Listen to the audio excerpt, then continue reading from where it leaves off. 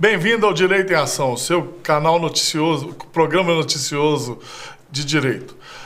Hoje nós vamos falar sobre o esquecimento, o direito ao esquecimento, que o STF ontem julgou ser incompatível com a Constituição Federal. Estamos aqui com a nossa sumidade, a Paula Marzano, para falar sobre isso hoje, né, Paula? Bom dia. É isso aí. Ontem o STF decidiu, com 9 votos contra 1, que o direito ao esquecimento não é um direito a ser aplicado no Brasil. E aí nós trouxemos o assunto para ser debatido com vocês, tendo em vista ser um assunto bastante polêmico e que traz algumas nuances bem interessantes. Eu vou explicar o caso que deu origem ao julgamento, e aí a gente vai desenrolando o tema à medida do que forem sendo esclarecidas algumas questões.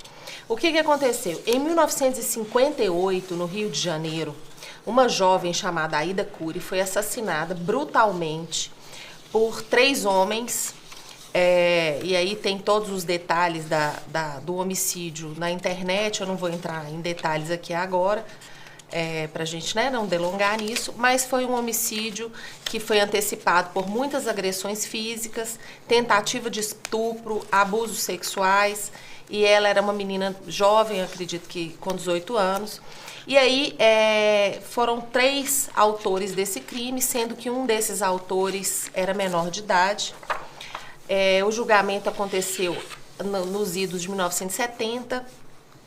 Um dos criminosos desapareceu, o outro, como era menor, cumpriu uma medida restritiva lá por pouquíssimo tempo, saiu para poder cumprir exército, e o outro pegou acho que 8 anos. Enfim, na internet vocês acham matérias bastante elucidativas a respeito do caso, não precisa da gente entrar em detalhes.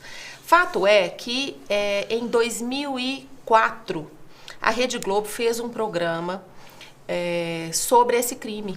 Aqueles programas que tinham lá na Globo antigamente, que discorriam sobre o crime, mostravam cenas chocantes sobre o crime, e ao que consta, pelo que foi relatado, inclusive haviam cenas verdadeiras do crime na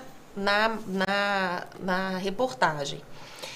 Algumas cenas eram feitas por atores, mas eles colocaram também cenas verdadeiras. Tem inclusive uma foto da moça ensanguentada, e aí esse programa foi ao ar em 2004. Alguns familiares da jovem que foi assassinada, indignados com aquela repercussão que foi dada ao caso tantos anos depois, o crime foi em 1958 e a matéria foi em 2004, entrou na justiça contra a Rede Globo pleiteando danos morais. E essa ação foi julgada improcedente em todas as instâncias. Foi no estado do Rio de Janeiro, o Tribunal de Justiça do Rio de Janeiro negou a indenização por danos morais. Eles foram ao STJ, o STJ negou também. E aí, por uma questão de repercussão geral, que o Flávio vai explicar o que é, essa ação chegou então ao STF em 2013 para ser julgada, e o julgamento foi esse que aconteceu ontem, e é sobre isso que a gente vai falar hoje. Então, acho que a primeira grande questão é esclarecer o que vem a ser a repercussão geral. Tá. Bom, a repercussão geral é dada nos recursos extraordinários, que são os recursos manejados, em última instância, ao Supremo Tribunal Federal para decidir questões de natureza constitucional que possam afetar vários outros processos. Então, foi institucionalizada pela emenda constitucional número 45, incluiu a necessidade de questão constitucional trazida dos recursos extraordinários possuir repercussão geral. E aí, essa repercussão geral, o que faz? Faz com que o julgamento realizado pelo Supremo sirva de balizamento por todo o judiciário. Ou seja, ele vincula todo o judiciário. Qual que é a diferença da repercussão geral para a súmula vinculante? A súmula vinculante vincula toda a administração, todos os contratos, é como se fosse uma nova lei. A repercussão geral, ela vincula todo o entendimento judiciário dentro daquilo que foi a repercussão geral. No caso específico, qual que foi a repercussão geral? A repercussão geral não se confunde com o julgamento. O título da repercussão geral, que é o que é emanado pelo STF, é diferente daquilo que é julgado para o caso concreto. Eles aproveitam o caso concreto, dão um julgamento para o caso concreto e aproveitam e fazem o julgamento de repercussão geral, que é a tese que vai ser julgada, que vai ser adotada para todo o judiciário brasileiro. A tese é o seguinte: é incompatível com a Constituição a ideia de um direito ao esquecimento. Então, direito ao esquecimento, como? Porque já existe direito ao esquecimento no direito brasileiro. Como assim? A prescrição é uma forma do direito ao esquecimento. Tanto a prescrição civil quanto a prescrição criminal. Prescrição criminal, o que é? A perda do direito de ação pelo Estado para punir alguém que praticou um crime. A prescrição civil é a perda do direito de ação de alguém para reivindicar um direito. Não é? Então, a prescrição já é um tipo de direito ao esquecimento. Né? Assim entendido, como o poder de obstar, em razão da passagem do tempo, a divulgação de fatos ou dados verídicos ilicitamente obtidos e publicados em meios de comunicação social análogos ou digitais. Então, a súmula fala o que é? Que você não pode entrar com ação, pedir censura, isso, aquilo, aquilo outro, de obstar fatos que sejam verídicos e ilicitamente obtidos. Não é fatos criminalmente que são obtidos por meio ilícitos e não fake news, tá? Eventuais excessos ou abusos no exercício da liberdade de expressão e de informação devem ser analisados caso a caso a partir dos parâmetros constitucionais, especialmente os relativos à proteção da honra, da imagem, da privacidade e da personalidade geral, e as expressas e específicas previsões legais nos âmbitos penal e civil. Então, o que foi o pensamento fiel dessa repercussão geral? Não pode haver censura prévia e pode haver responsabilização pelos excessos. Não é, Paula? Só para ficar em miúdo, só para deixar uma questão clara, o que seria o direito ao esquecimento pleiteado? Só para deixar bem claro, é o seguinte: é o direito que no caso da Aida, a família da Aida buscaria, e aí no caso de repercussão geral, outros tantos que buscariam, o direito de não serem mais falados nem pela imprensa, nem pelas redes sociais, nem pela mídia de uma forma geral, né? Nem pela internet. Então, o pleito seria de que se proibisse as pessoas de se manifestarem a respeito de determinada situação. Por exemplo, hipoteticamente, um criminoso famoso poderia pleitear o direito ao esquecimento depois que ele houvesse cumprido a pena dele, de ser nunca mais mencionado o crime que ele cometeu, para que ele tivesse o direito de começar uma nova vida, por exemplo. Né? Por exemplo, no caso da Aida, a família não quer mais falar no assunto porque sofre muito toda vez que se fala no assunto. Então, o conflito constitucional que se discutiu ontem no STF foi esses dois direitos fundamentais, que são o direito à intimidade, né, o direito à privacidade daqueles que querem que seu nome não seja divulgado, seu ou de seus familiares, em conflito com o direito à publicidade e à divulgação de fatos verdadeiros e à liberdade de imprensa. Né? Então, são dois direitos fundamentais que se conflitam e estão no mesmo patamar constitucional. São direitos de mesmo, vamos dizer assim, de mesmo valor constitucional. Então, há um conflito objetivo entre esses direitos que teve que ser discutido pelo STF ontem, né? Só para... o direito, esse direito entrou aqui, desculpa. Só um rock. Não, eu estava entrando no canal noticioso mesmo. Já estou aqui. O meu aqui não entrou no não. Na verdade, todos esses direitos constitucionais, eles se fundam na dignidade da pessoa humana, que é justamente isso que se vê. Até que ponto você preserva a dignidade da pessoa humana, você fazendo ela relembrar do passado, porque a vida da pessoa passa e ela continua sendo taxada como uma pessoa que ela era do passado. Não é? Então, os que argumentam o direito e defendem o direito ao esquecimento falam isso. Falam o quê? Não, a pessoa já é outra pessoa, né? Guilherme de Pádua hoje já não é mais o Guilherme de Pádua que praticou o crime contra Daniela Pérez há 20 e tantos anos atrás.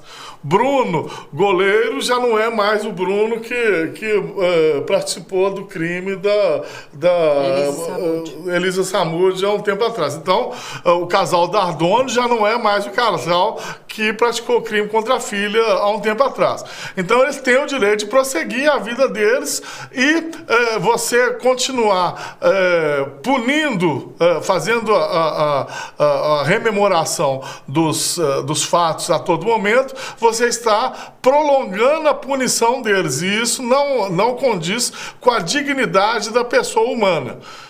É o ponto de vista de quem defende o esquecimento. É como se fosse uma pena perpétua. É como se fosse a pena perpétua. A pena perpétua não existe no ordenamento jurídico brasileiro. Então, seria um fundamento para aqueles que defendem o direito ao esquecimento de que as pessoas que têm essa constância na divulgação das informações, vocês podem observar, por exemplo, que os exemplos são sempre os mesmos, né? Suzane von Richthofen, Guilherme de Pádua, casal Nardoni, né? São sempre os criminosos mais lembrados, né? Essas pessoas, elas estariam tendo uma punição perpétua porque ninguém jamais ia esquecer o que eles fizeram, né? E a fundamentação do direito ao esquecimento seria de que essas pessoas não teriam uma nova chance. E da mesma forma, as vítimas também estariam sendo vítimas perpétuas. Por quê? Porque a todo momento que você relembra determinada vítima, ela sofre todo o processo do crime que ela sofreu, ou então do processo que ela sofreu novamente. Então, toda vez que você fala de uma vítima de violência, e ela é levada a falar sobre a violência que ela sofreu, ela revive aquilo. Então, a vítima também teria o direito ao esquecimento de todo o processo que ela sofreu. Fica mais fácil, até no caso, por exemplo, desse, que são os familiares da vítima que querem o direito de não serem lembrados e não terem que passar por todo o processo. Porque a gente é levado a não ter compaixão com os criminosos, né? Vamos colocar assim de uma forma mais clara. Mas com a vítima a gente é levado a ter um pouco mais de compaixão. Então, se o argumento não convence por parte do criminoso, se você não quer ser lembrado, não participe do fato. Mas a vítima não tem essa escolha, né? Ela participa do fato independente dela querer ou não. E os familiares da vítima, muito menos, né? E eles continuam sendo lembrados a todo momento e acaba que, dependendo do fato, os familiares das vítimas, eles sofrem até mais. Ou os familiares dos agressores. A gente tem notícia de parentes de políticos que foram condenados, ou de operadores de mensalão que foram condenados, que eram hostilizados na escola. Não é? Por quê? Porque eram filhos de fulano, beltrano, que eu não vou falar o nome porque não é o interesse. Então, teria isso. Eu dava até para meus alunos de Teoria Geral do Estado, quando falava disso, um filme, que chama Os Miseráveis, que conta a história de um cara que furtou um pão quando era criança e foi condenado a pena perpétua de trabalho forçado. E ele foge, e o filme é toda a perseguição de um policial a ele. A vida dele mudou completamente, ele virou um empresário famoso e mesmo assim ele era perseguido por esse cara a vida inteira. E a gente trata justamente dos fundamentos da prescrição e os fundamentos do direito ao esquecimento, que é basicamente isso. Mas o esquecimento ele não pode se contrapor ao direito de informação e ao direito histórico. Então, tem outras formas de você exercer o direito de esquecimento também. Mudar o nome, mudar de cidade, mudar de país, né? Ir para onde quiser, né, Paulo?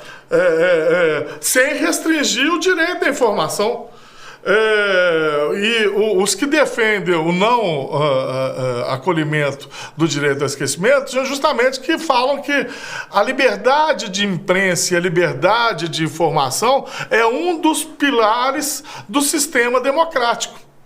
E a história é uma das formas da gente não repetir os mesmos erros. Ou é uma das formas da gente se preparar para evoluir. Quem diz que o homem que não estuda história, ele está fadado a cometer os mesmos erros. Então, o homem que não se informa sobre aquilo que aconteceu, ele não se prepara para agir diferente diante de situações iguais, ele vai repetir o mesmo erro.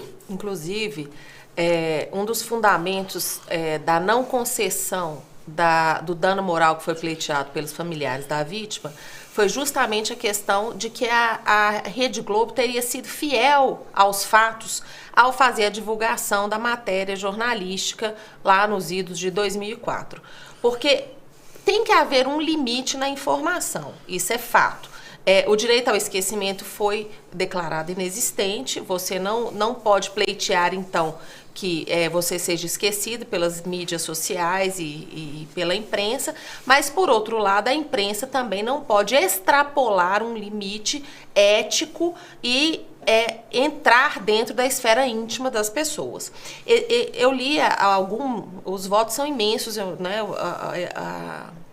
A votação foi ontem, mas eu tive acesso à parte dos votos e li algumas coisas. E um dos ministros mencionou, e isso me preocupou um pouco, a questão de que a Rede Globo, ao fazer a matéria, teria dito que a inocência da menina, da vítima, teria corroborado para a prática do crime.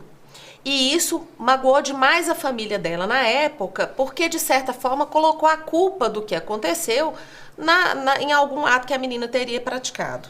Eu não sei a que eles estavam se referindo, a gente não teve acesso à matéria que foi veiculada na época, mas um dos ministros entendeu que isso daria ensejo à condenação por danos morais, mas o voto dele foi vencido, ele não teve maioria dos votos para a condenação por danos morais, mas serve para fundamentar essa questão do excesso. Quando a imprensa, né, ou qualquer mídia social divulga uma informação verídica, esse veículo ele tem que ser fiel à informação, e emitir opinião é perigoso, porque às vezes a opinião pode eventualmente magoar determinadas pessoas e isso pode eventualmente gerar um dever de indenizar, né? Lembrando que o dever de indenizar decorre de um ato ilícito, omissivo ou comissível praticado por um agente que tem a intenção, né, de praticar esse ato. Então, quando a Rede Globo faz um programa e neste programa fala coisas que excedem os fatos notórios, ela pode eventualmente ter a condenação, o que não foi o caso, ela não foi condenada por danos morais, o pleito foi improcedente em todas as esferas, inclusive no STF, mas eventualmente poderia haver uma condenação por danos morais, ainda que a divulgação fosse de fatos verídicos. Então tem um limite, apesar de não existir, né, o direito ao esquecimento, existe um limite na fala que deve ser pautada realmente em fatos verídicos, em informações fiéis, né, na questão só da divulgação, da liberdade de imprensa, né? A imprensa ela não pode ser censurada, mas por outro lado também ela não pode exceder, né? A gente vê às vezes alguns jornalistas que se excedem demais na fala, e isso o judiciário não aceita com bons olhos, não. Pode falar. Inclusive a modulação do direito da repercussão geral justamente fala isso, que os excessos podem ser. 2 ministros votaram a favor dos danos morais. Né? Um foi o ministro Gilmar Mendes, que falou o seguinte: para o ministro, ao dizer que a ingenuidade da vítima contribuiu para o crime, o programa de TV extrapolou o direito de informar, expondo a vida de forma vexatória. Ainda segundo Gilmar Mendes, é preciso avaliar caso a caso os conflitos entre a liberdade de expressão e a intimidade. É possível compatibilizar o direito à privacidade com a liberdade de informação, mormente ao assegurar que fatos distantes possam ser divulgados desde o presente interesse público histórico. Então, ele ainda falou da possibilidade de dar danos morais. Agora, o que eu achei interessante foi o voto do ministro Lewandowski, que ele trouxe uma informação bem interessante, né, Paulo? Vou ler, tá? A informação está no voto do Lewandowski. Abre aspas. Um dos próprios irmãos da vítima já teria publicado 2 livros acerca do crime. Fecha aspas. É uma informação que consta do voto, ou seja, acredito que seja verídica. Para o ministro, a humanidade, ainda que queira suprimir o passado, é obrigada a revivê-lo. Liberdade de expressão é um direito de capital importância. O direito ao esquecimento, se é que existe, só pode ser apurado, caso a caso, uma ponderação de valores, de maneira a sopesar-se qual deve ter prevalência. Ou seja, não existe direito de esquecimento absoluto e muito mais que seja prévio, né? A Constituição é taxativa no sentido de que não há censura prévia, né? A gente vê no direito comparado, por exemplo, nós encontramos alguns julgados.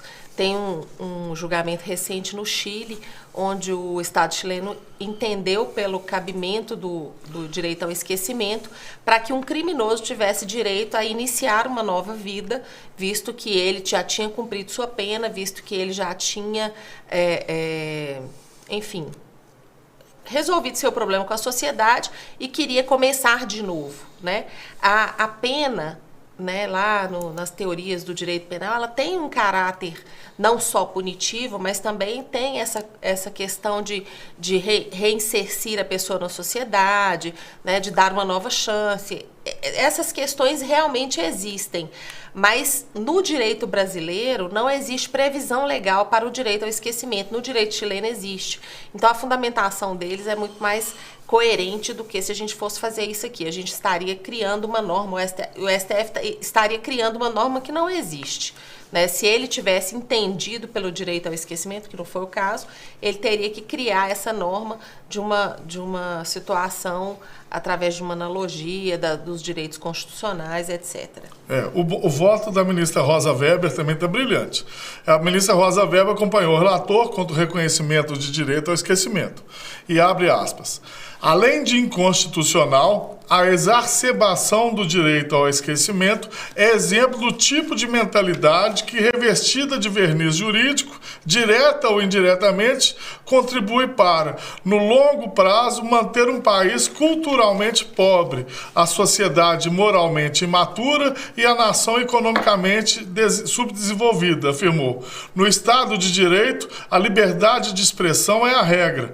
Mostra-se incompatível com o Estado de Direito a imposição de restrições às liberdades de manifestação do pensamento, expressão, informação e imprensa que traduzem censura prévia, argumentou a ministra, que também votou contra a indenização à família. Tá? O único ministro que votou a favor do direito ao esquecimento foi o Edson Fachin. Ele falou o seguinte: ele divergiu do relator ao reconhecer a possibilidade de direito ao esquecimento, abre aspas. Eventuais juízos de proporcionalidade em casos de conflito entre direito ao esquecimento e a liberdade de informação devem sempre considerar a posição de preferência que a liberdade de expressão possui, mas também devem preservar o núcleo essencial dos direitos à personalidade, afirmou. Para Fachin, no entanto, não há direito à indenização no caso da Aida Cury, porque, segundo ele, a informação faz parte do amplo acervo público. Ou seja, é o que eu falei anteriormente. Para ele, também para outros ministros, a informação foi fiel, a divulgação faz parte de acervo público, não houve excesso, não houve mentira, então não há que se falar no dever de indenizar que decorre de um ato ilícito, né? Então, como a Rede Globo não cometeu nenhum ato ilícito ao divulgar as informações, ela então não teria o dever de indenizar, né? Para haver o dever de indenizar, tem que haver o ato ilícito, o nexo de causalidade e o dano. O dano, a gente sabe que houve, né? A família sofre. Toda vez que se fala no assunto, sofre. Agora, provavelmente, eles estão sofrendo de novo, porque esse assunto hoje vai ser debatido, acho que no Brasil inteiro, né? Foi um assunto super falado de ontem para hoje. O ato ilícito não existiu. E aí não há o nexo de causalidade entre o dano e o agente, né, em tese, que teria causado esse dano. Então, não há que se falar no dever de indenizar, pelo entendimento, né, da maioria do STF. O voto do ministro Alexandre de Moraes, nós retiramos esse resumo de cada um dos votos, foi por Rosane D'Agostino do site G1, tá, gente? Dando os créditos aqui do autor. O site do G1. Outro site também que a gente faz aqui, do próprio site do STF também, a gente faz uma compilação, mas como a gente está seguindo algumas coisas que ela colocou aqui, vou dar os créditos para ela, tá? Muito obrigado. O ministro também entendeu que não há, Alexandre de Moraes, não há esquecimento no Brasil, no sistema constitucional brasileiro, né? E que eventuais abusos na divulgação devem ser avaliados caso a caso. Abre aspas, não existe permissivo constitucional para restringir a liberdade de expressão, afirmou, e não existe permissão para limitar preventivamente conteúdo do debate público em razão do efeito de certos conteúdos possam vir a ter junto ao público. Isto é censura prévia. Moraes entendeu que não cabe indenização porque houve uma narrativa objetiva do caso da Aida Cury. Por mais sensíveis que sejam os fatos, jamais poderão ser apagados da crônica policial. Segundo o ministro, a narrativa de um fato cruel nem sempre por si só é desrespeitosa disso. O fato é cruel em si. Aí, gente, eu tenho que fazer uma observação aqui, porque hoje eu já recebi umas 3 mensagens de e-mail falando assim, mas o ministro Alexandre de Moraes, ele fez uma censura prévia aos sites que estavam pedindo a cabeça dele e fazendo notícia, campanha contra o Supremo, e isso, aquilo outro. Aquilo é censura prévia. Ele está tocando um inquérito policial. Gente, só lembrando que é o seguinte, o que é a modulação é que você não pode retirar do ar notícias verdadeiras, históricas, fake news, notícias criminosas que atacam as autoridades simplesmente para enfraquecer um poder, são crimes e podem ser retiradas sim. Isso aí não é censura prévia, né, Paulo? O pessoal confunde. A liberdade de expressão tem os limites constitucionais da própria liberdade. A liberdade de expressão não é absoluta, não. Você não tem a liberdade de denegrir, desculpa aí, falar, de achincalhar as instituições sem qualquer tipo de prova, só porque você tem uma ideologia política A ou B. Tá entendendo? Você tem os limites do exercício do seu direito de expressão também. E outra, não é censura prévia o fato de você retirar do ar uma matéria que já está no ar, não. Censura prévia é você impedir que sejam colocados no ar coisas a respeito de determinada pessoa. Suponhamos que o Alexandre de Moraes hoje tivesse soltado um decreto dizendo que nada a respeito dele pode ser informado em nada da imprensa. Isso é prévio.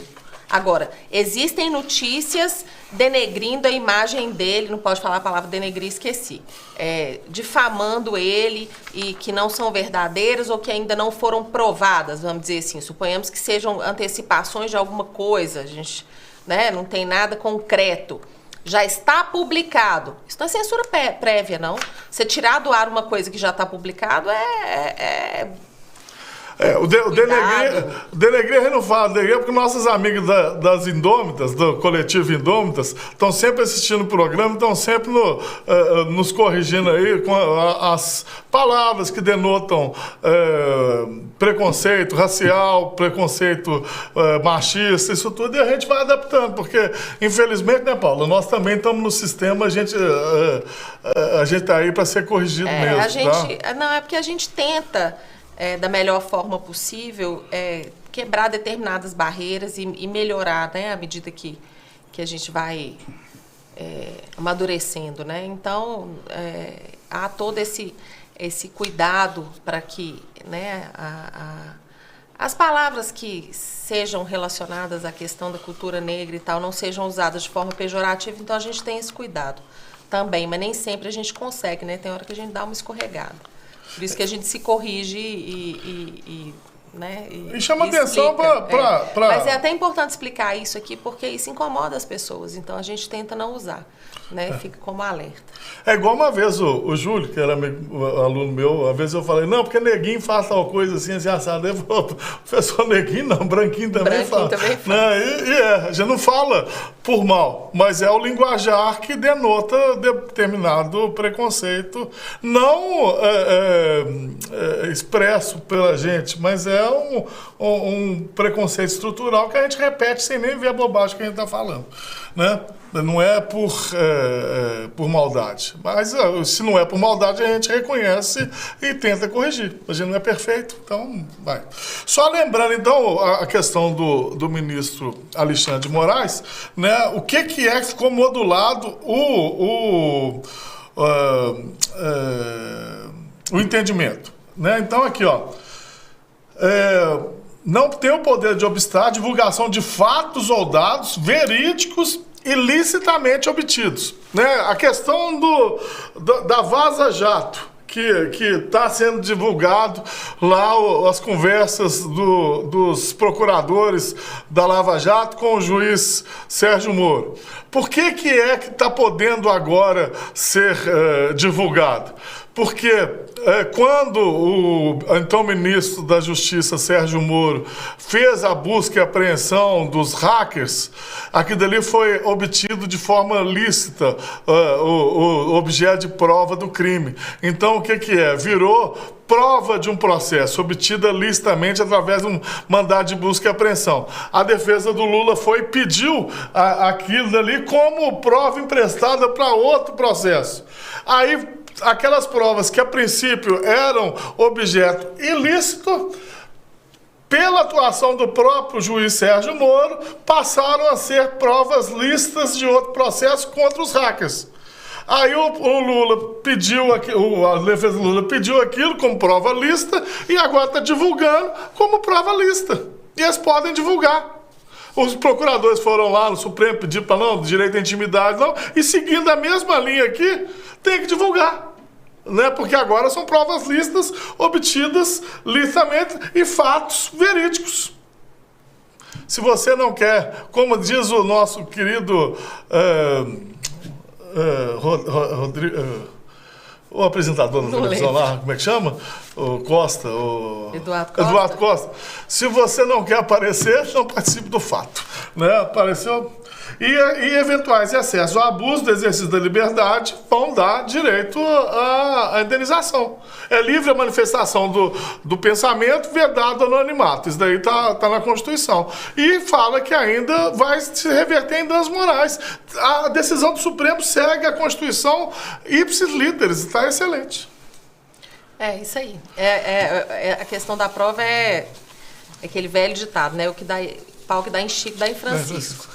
Se você tem uma prova que é lícita para um determinado processo, ela é lícita para outro processo também. Você não pode chegar agora e falar assim, não, para defender o Lula ela não serve. Só serve para meter o ferro nos hackers. Ela só serve para julgar os hackers, mas para defender o Lula ela não vai servir. Não, é isso que está acontecendo. Deram um tiro no pé, é inexperiência. Nós não estamos aqui fazendo juízo de valor, não estamos falando que quem está certo, quem está errado, nada disso. A questão é clara, transparente. A prova é lícita e pode ser utilizada. Eu, detentor da prova lícita, réu do processo, posso divulgar a prova que está sendo utilizada no meu processo? Posso. Doa a quem doer. É isso. Né? É isso aí? É isso aí, gente. O que a gente tinha para falar hoje. Bom carnaval, não aglomerem. Dê um like no nosso programa aí. Inscreva-se no canal noticioso, tá? Tá aí, inscreva. Nosso canal fica muito agradecido da sua audiência. Queria agradecer ao Vitor que tá com a gente aí hoje. Quem não conhece o Vitor, um cara bacana demais. O Rodrigo, a Carolina. Você, viu, Sumidade? Ao meu cunhado, chifrudo, tá? Que manda sempre umas mensagens muito bacanas para mim. Tá? As Obrigada, Indômitas. gente. Até semana que vem. Um abraço.